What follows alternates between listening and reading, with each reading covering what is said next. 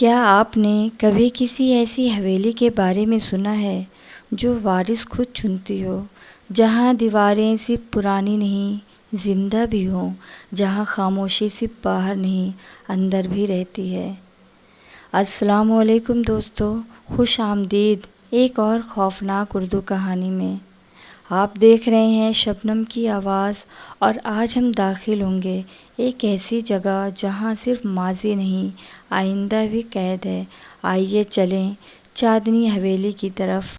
نانی کے انتقال کے بعد سائرہ کو ایک پرانی حویلی وراثت میں ملی جس کا نام تھا چاندنی حویلی، ایک ویران گاؤں کے کنارے جہاں ہر اینٹ ہر دیوار جیسے کسی کا راز چھپائے بیٹھی ہو۔ سائرہ بس سے اترتی ہے، گاؤں ویران ہے، سناٹا ہے، سب لوگ اجنبی انداز سے اسے گھورتے ہیں، اسے حویلی تک پہنچانے کے لیے کوئی تیار نہیں۔ آخر کار ایک خاموش آدمی اسے چھوڑنے پر آمادہ ہوتا ہے۔ سائرہ پہلی بار چاندنی حویلی دیکھتی ہے۔ بس نے گرد اڑاتے ہوئے جیسے ہی جھٹکا دیا، سائرہ کا ماتھا کھڑکی سے ٹکرا گیا۔ ایک باریک سی اف اس کے ہونٹوں سے نکلی اور وہ اٹھ کھڑی ہوئی۔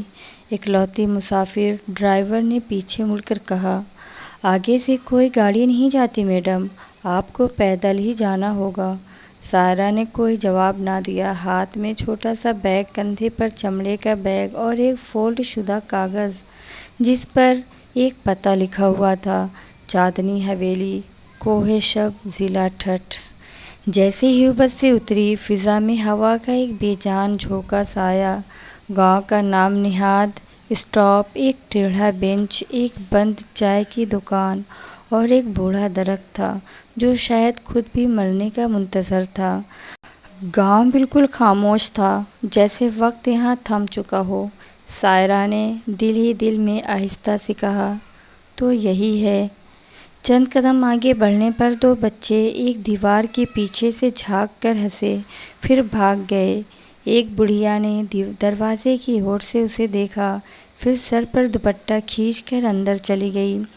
سائرہ نے بیگ مضبوطی سے تھاما اور ایک دکان کے سامنے جا رکی جو آدھی کھلی ہوئی تھی۔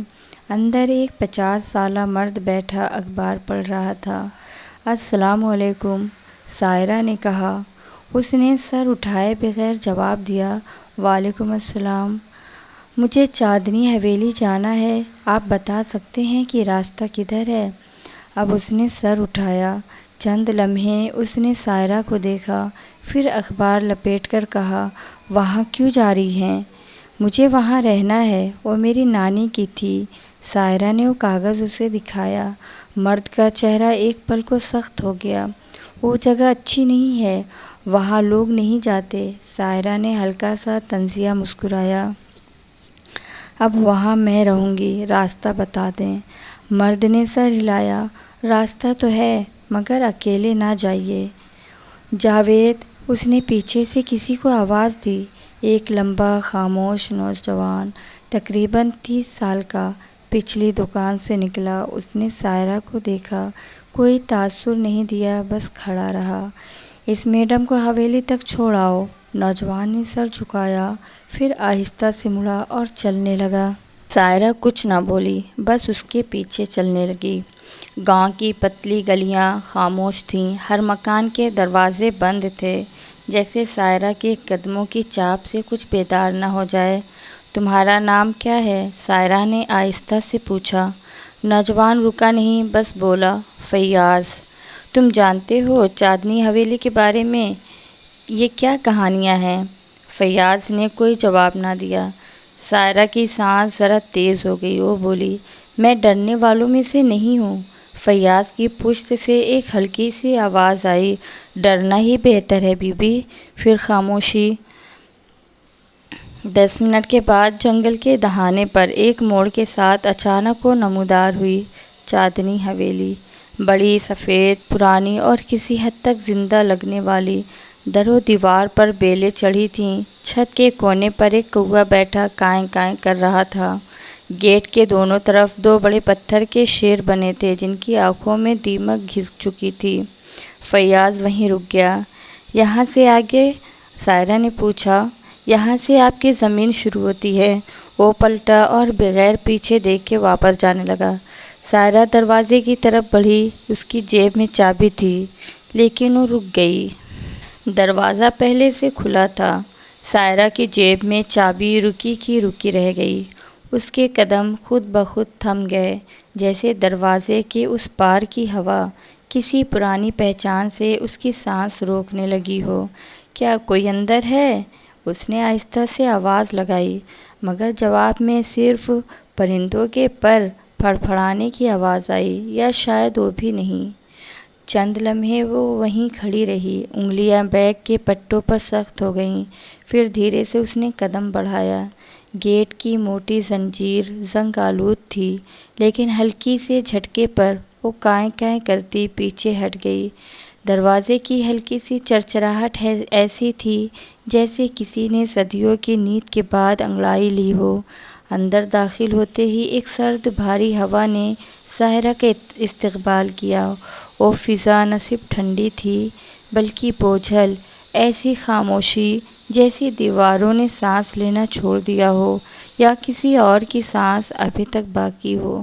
دائیں ہاتھ پہ ایک بڑا ہال تھا، جس کے فرش پر سفید چادریں بچھی تھیں، جیسے سب کچھ کسی اور کے جانے کے بعد یوں ہی رہ گیا ہو۔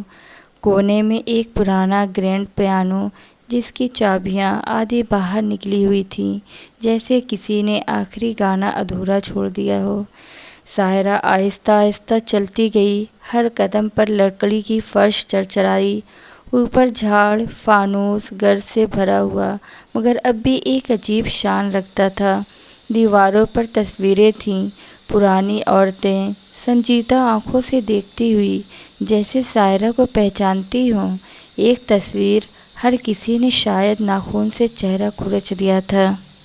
ایک دروازہ کمرے کی طرف کھلا تھا، وہ اندر گئی۔ یہ چھوٹا سا کمرہ تھا، کھڑکی پر پردے پھٹے ہوئے، مگر ان میں سورج کی ہلکی شعاعیں اس طرح آ رہی تھیں جیسے برسوں سے باہر آنے کی کوشش کر رہی ہوں۔ کمرے کے بیچ میں ایک جھولا تھا، پرانا، لکڑی کا، زنجیر سے بندھا ہوا۔ نیچے فرش پر ایک پرانی گڑیا پڑی تھی، جس کی آنکھوں میں سوراخ ہو چکے تھے۔ سائرہ نے بیگ نیچے رکھا، جھولے کے قریب گئی اور اس پر ہاتھ رکھا۔ جھولا آہستہ سے ہلنے لگا، اور ایک لمحے کے لیے، صرف ایک لمحے کے لیے، سائرہ کو لگا جیسے کوئی اس میں پہلے ہی بیٹھا ہو۔ وہ پیچھے ہٹی، جھولا خود بخود رک گیا۔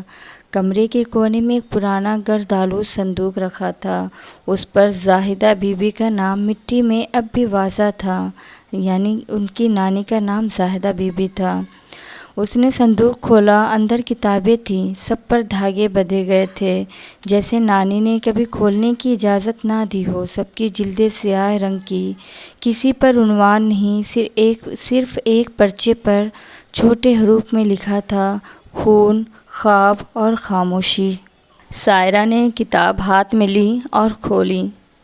پھر اس کے بعد پہلا صفحہ خالی تھا، دوسرا صفحہ بھی خالی تھا، تیسرے صفحے پر نیچے ایک جملہ لکھا تھا، شاید سیاہی میں یا شاید کسی اور چیز میں، خاموشی کے وارث ہمیشہ سننے والے ہوتے ہیں۔ سائرہ نے کتابیں بند کی اور آنکھیں موند لیں۔ کتاب ابھی تک اس کے ہاتھ میں تھی، مگر انگلیاں بے جان ہو چکی تھیں۔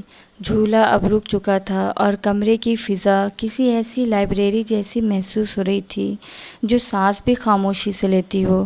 سائرہ نے کتاب صندوق میں واپس رکھی، دھاگا دوبارہ لپیٹا اور ڈھکن بند کر دیا۔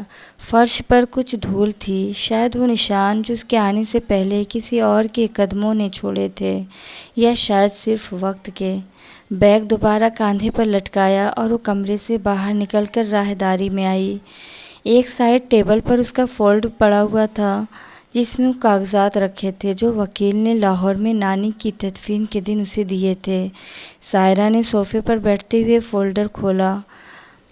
میں زاہدہ بنت رقبہ، حیات میں مکمل ہوش و حواس میں، یہ نصیحت نامہ تحریر کرتی ہوں، جس کے مطابق میری واحد نواسی ساحرہ یوسف کو میری موروثی جائیداد چاندنی حویلی مکمل طور پر منتقل کی جاتی ہے۔ ساحرہ نے ہلکی سانس لی۔ وہ جملے جو قانونی زبان میں لپٹے تھے اس کے لیے بالکل غیر حقیقی لگ رہے تھے۔ اگلا صفحہ چھوٹا تھا، شاید الگ سے کسی لفافے میں رکھا گیا تھا اور ہاتھ سے لکھا گیا تھا، سائرہ اگر تم یہ پڑھ رہی ہو تو شاید میں اب نہیں ہوں، یہ حویلی تمہاری ہے، مگر یاد رکھنا یہاں مکمل خاموشی میں رہنا ضروری ہے، کچھ آوازیں سننے لگیں تو رد نہ کرنا، کچھ دروازے خود کھلیں تو بند نہ کرنا، کچھ تمہارے اندر بولے تو صرف سننا، کیونکہ یہ حویلی اب صرف مکان نہیں، یہ تم ہو۔ نیچے کوئی دستک نہیں تھی۔ سائرہ نے چند لمحے وہ نوٹ خالی نظروں سے دیکھا، پھر سرک کر صوفے پر لیٹ گئی، ہاتھ ماتھے پر رکھا اور آنکھیں بند کیں۔ کمرے میں لائٹ کی پلاہٹ آہستہ آہستہ سائے پیدا کر رہی تھی۔ یہ تم ہی ہو؟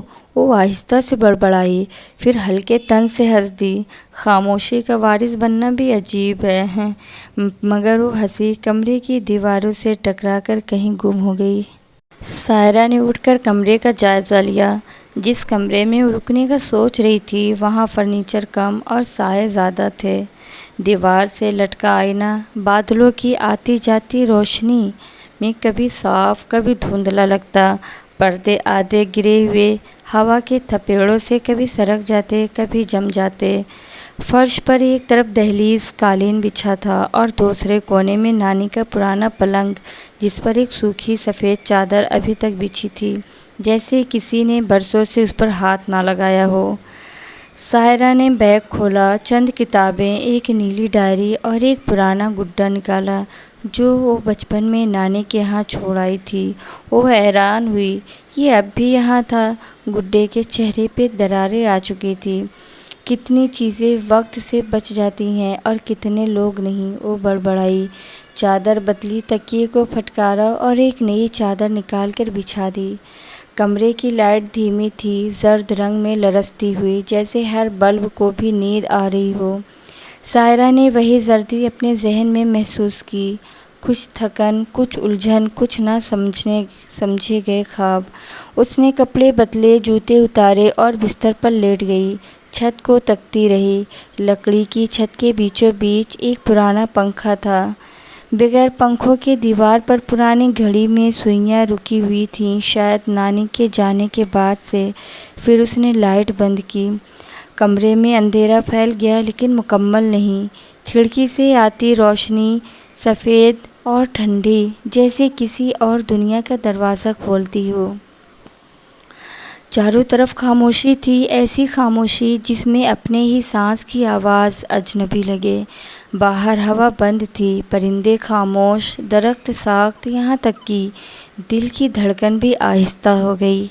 پھر کچھ دیر کے بعد جیسے کسی نے اس کو آواز دی ہو، سائرہ، مدھم دبی دبی، جیسے کسی نے فوراً چپ ہو گیا ہو، جیسے کوئی دروازے کے پاس کھڑا ہو اور اسے بس اتنا ہی کہنا ہو، صرف اس کا نام ہی پکارنا ہو۔ سائرہ نے آنکھیں کھولیں۔ کمرے میں کچھ بھی نہیں تھا، صرف سایہ تھا۔ وہ آہستہ سے اٹھ کر بیٹھی، سانسیں ذرا تیز ہو گئیں۔ کون ہے؟ آواز نکلی مگر ہلکی۔ خود اسے بھی شک ہوا کہ بولی ہے یا نہیں بولی ہے۔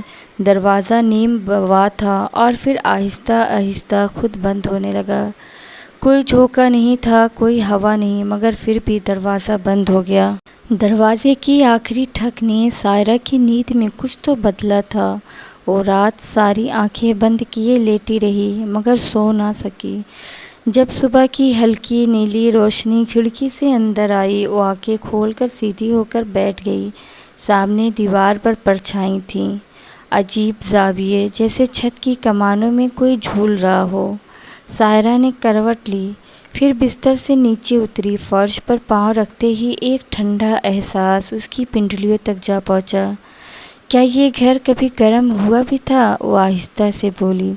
کھڑکی کھولی، باہر دھند تھی مگر پرندے چپ تھے، نہ چڑیا، نہ کوا، نہ کوئل، صرف سناٹا، ایسا سناٹا جو کانوں میں بجنے لگے۔ سائرہ نے شال اوڑھی اور کمرے سے باہر نکلی۔ راہداری میں قدم رکھتے ہی محسوس ہوا کہ گھر جاگ رہا ہے مگر بول نہیں رہا۔ دروازوں پر دراریں تھیں، ان میں مٹی نہیں کچھ اور بھرا ہوا تھا، جیسے سیاہی یا پرانا لہو۔ ہر کمرے کے دروازے پر تالا نہیں تھا مگر سب بند تھے۔ وہ ہال میں آئی، کل جہاں چادریں پڑی تھیں وہ چادریں اب سکڑی ہوئی لگیں، جیسے کسی نے اس پر بیٹھ کر انہیں اندر سے تھوڑا سا سکیڑ دیا ہو۔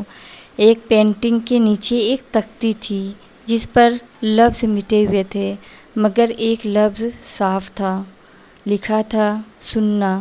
سائرہ نے انگلی سے چھوا، تختی نے ایک ٹک کی آواز نکالی، جیسے کسی نے اس کے چھونے سے آنکھیں کھول لی ہو۔ پھر اس نے راہداری کے آخر میں ایک کمرہ دیکھا، سب سے الگ، سب سے پرے۔ وہ اس کے قریب گئی اور ہاتھ سے دروازہ چھوا۔ دروازے کے نیچے سے ٹھنڈی ہوا نکل رہی تھی، مسلسل، جیسے اندر کوئی سانس لے رہا ہو۔ دروازہ بند تھا، کنڈی لگی ہوئی تھی، پر اندر سے ہلکی سی خسر پھسر جیسی کچھ آواز آ رہی تھی۔ سائرہ نے دروازے پر کان رکھا، کچھ الفاظ نہیں تھے، صرف سرسراہٹ تھی۔ وہ پیچھے ہٹی، دل کی دھڑکن ذرا تیز ہوئی، اور پھر آہستہ آہستہ چلتی ہوئی واپس اپنے کمرے کی طرف آئی۔ کمرہ وہی تھا، بستر وہی تھا، لیکن اب سب کچھ معمولی سا بدلا ہوا لگا، جیسے جو کچھ ہوا تھا وہ خواب نہ تھا۔ دیوار پر جھولتی پرچھائی اب غائب تھی، مگر بستر پر اس کے تکیے کے قریب ایک پرچی رکھی ہوئی تھی، اور وہ یقین سے کہہ سکتی تھی کہ وہ پرچی کل رات وہاں نہیں تھی۔ پرچی معمولی نہیں تھی، کاغذ زرد تھا، اس قسم کا جو کئی برس الماری میں پڑا رہے تو اپنا رنگ بھول جاتا ہے۔ سائرہ نے اسے آہستہ سے اٹھایا اور کھولا۔ لفظوں کے بجائے پہلا تاثر رنگ کا تھا، سرخ رنگ، نہ روشن سیاہی، نہ مارکر، کچھ گاڑھا جیسے خون، اور تحریر کی ساخت لرزتی ہوئی، جیسے لکھتے وقت ہاتھ کانپ رہا ہو، اور صرف ایک جملہ، میں نے خود کو اندر بند کیا ہے، اگر دروازہ کھولا گیا سب کچھ باہر آ جائے گا۔ سائرہ کی سانسیں لمحے بھر کو رک گئیں۔ اس نے کاغذ کو پلٹا، خالی تھا، نہ کوئی دستخط، کوئی تاریخ نہیں، صرف تحریر، وہ بھی کسی نیم پاگل کا پیغام یا کسی ہوشیار شخص کی وارننگ۔ اس کا ذہن فوراً راہداری کے اس دروازے کی طرف گیا جہاں سے سرد ہوا آ رہی تھی۔ اندر بند کیا ہے؟ وہ بڑبڑائی، لیکن کون ہے اور کیا ہے؟ پرچی وہیں تکیے کے ساتھ کیسے پہنچی؟ کیا وہ نیند میں چلی گئی تھی یا کسی اور نے ایسا کیا؟ سائرہ نے جلدی سے وہ پرچی ڈائری میں دبا دی، وہی نیلی ڈائری جو بچپن سے اس کے ساتھ تھی۔ شاید اس میں حقیقتوں اور وہموں کو الگ کرنا آسان ہو جائے۔ پھر وہ نیچے ہال میں گئی، اس بار ایک ارادہ لے کر۔ وہ نانی کا پرانا کمرہ تلاش کرنا چاہتی تھی۔ سیڑھیاں نیچے جاتی تھیں، گرد سے بھری، دیواروں پر مکڑی کے جالوں کا جال۔ ایک کمرہ سیڑھیوں کے نیچے کونے میں تھا، دروازہ آدھا کھلا اور آدھا اندھیرا۔ وہ اندر داخل ہوئی، یہی نانی کا کمرہ تھا۔ دیوار پر ان کی پرانی شال، ایک پلنگ جس پر ایک موٹی چادر بچھی تھی، اور ایک صندوق۔ صندوق کی سطح پر نشان تھے، ناخنوں کے، یا کسی نے باہر سے کھولنے کی کوشش کی تھی۔ سائرہ نے ڈرتے ڈرتے صندوق کا ڈھکن اٹھایا، اور اوپر کپڑے تھے، نانی کی مخصوص چادر، پرانے پاندان اور کچھ کاغذات، مگر نیچے ایک اور طے کیا ہوا کاغذ پڑا تھا۔ اسے کھولا اور وہی سرخ سیاہی، وہی لکھائی، مگر اس بار تحریر طویل نہ تھی، صرف ایک جملہ، خاموشی، صرف باہر کی نہیں ہے، اندر کی خاموشی زیادہ خطرناک ہے۔ سائرہ نے کاغذ واپس رکھا اور دروازہ پیچھے سے بند کر دیا۔ کمرہ تاریک ہوتا گیا، جیسے دیواریں خود روشنی نگل رہی ہوں۔ سائرہ صحن میں خاموش بیٹھی تھی۔ شام کے سائے لمبے ہو چکے تھے، مگر حویلی کی دیواروں پر سورج کی روشنی نہیں پڑی تھی، جیسے سورج بھی اس جگہ کو چھوڑ چکا ہو۔ اسی وقت باہر کی کنڈی ہلی، دروازہ نہیں کھلا، صرف ہلکی سی آواز ہوئی، پھر قدموں کی چاپ۔ فیاض دروازے کے پاس کھڑا تھا، ہاتھ میں ایک پرانے چمڑے کی فائل، اور چہرہ پہلے سے بھی زیادہ سنجیدہ۔ سائرہ نے چونک کر پوچھا، تم واپس کیوں آئے ہو؟ فیاض نے فائل آہستہ سے زمین پر رکھی۔ مجھے لگا تمہیں اب یہ جاننا چاہیے کہ تم کیوں آئی ہو۔ میں اپنی نانی کی جائیداد لینے آئی ہوں، اور کچھ بھی نہیں۔ سائرہ کی بات ادھوری رہ گئی، کیونکہ فیاض نے فائل کھولی اور اندر سے ایک پرانا خاکہ نکالا۔ حویلی کا نقشہ، مگر جو اس نے کل دیکھا تھا وہ اس نقشے میں نہیں تھا۔ یہ حصہ کبھی کسی کو نہیں دکھایا گیا۔ فیاض نے حویلی کے پچھلے کونے کی طرف اشارہ کیا۔ یہاں ایک تہہ خانہ ہے، نانی نے ہمیشہ اسے بند رکھا۔ ساحرہ کی سانسیں رک گئی۔ کسے بند کیا تھا وہاں؟ فیاض خاموش ہو گیا، پھر آہستہ سے بولا، کبھی نانی کی ماں وہاں قید تھی، پھر نانی، اور اب تمہارا چہرہ وہی ہے۔ ساحرہ نے چونک کر کہا، کیا مطلب؟ فیاض نے آنکھیں چرا لی۔ یہ حویلی صرف وراثت نہیں ہے، یہ تمہیں اپنا چہرہ واپس مانگ رہی ہے۔ تہہ خانے کا دروازہ زنگ آلود تھا، سالوں سے بند تھا۔ ساحرہ کے ہاتھوں میں کپکپی تھی، مگر انگلیوں نے خود کنڈی پر گرفت مضبوط کر لی۔ اگر دروازہ کھولا گیا، اسے خون سے لکھا ہوا وہ جملہ یاد آیا تو سب کچھ باہر آ جائے گا۔ کنڈی آہستہ سے کھلی اور دروازہ چرچراتا ہوا پیچھے ہٹا۔ تہہ خانہ تاریک نہیں تھا بلکہ روشنی سے بھرا ہوا تھا، مگر عجیب سی نیلی سپاٹ روشنی۔ درمیان میں صرف ایک چیز رکھی تھی، ایک آئینہ، نہ فرنیچر، نہ خون، نہ لاش، صرف آئینہ۔ ساحرہ نے قدم آگے بڑھایا، آئینے کے قریب پہنچی۔ پہلے صرف اپنا عکس دکھائی دیا، وہی تھکا چہرہ، ڈر کے ساتھ جڑی ہوئی آنکھیں۔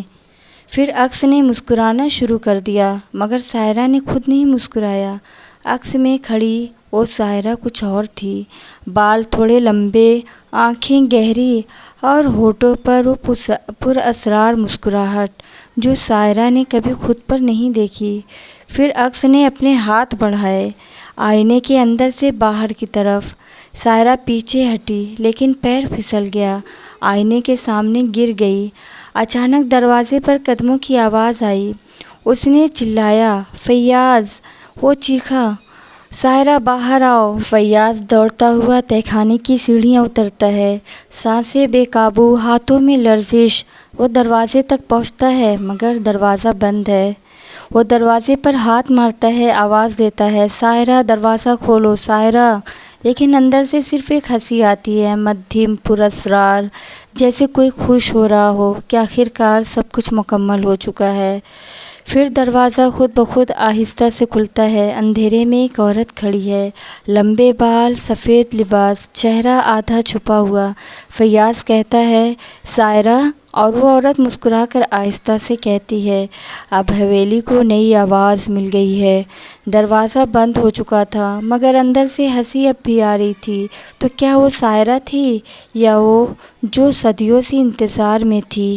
آج کا آپ کو ہمارا ویڈیو کیسا لگا؟ امید ہے پسند آیا ہوگا۔ اگر آپ کو ہماری ویڈیو پسند آئی ہے تو ایک لائک اور ایک سبسکرائب کر دیجیے گا۔ اللہ حافظ۔ دعا میں یاد رکھیے۔ جزاک اللہ خیر۔